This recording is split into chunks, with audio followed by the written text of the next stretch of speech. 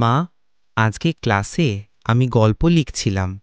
গল্পটা ছিল একটা পাখি নিয়ে যে আকাশে ওড়ে, কিন্তু একদিন হঠাৎ আর ফিরতে পারে না। জানো মা, আমি গল্পটার শেষ দিইনি। আমি ভেবেছিলাম বাসায় গিয়ে তোকে পড়ে শোনাবো, কিন্তু মা, স্কুলটা পুড়ে গেল।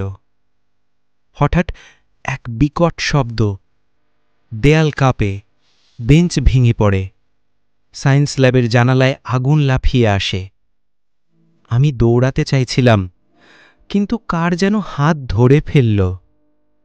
কাঁধে গরম কিছু পড়েছিল মা, খুব ব্যথা করছিল।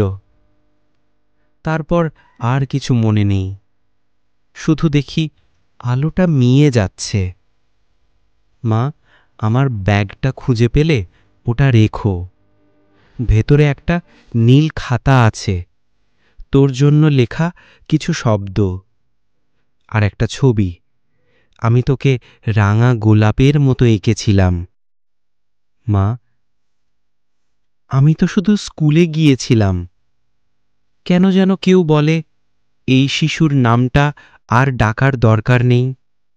মা, আমি তো মরে যাইনি, আমি এখনো বেঁচে আছি, তোর চোখে, তোর ঘুমে, তোর দোয়ায়।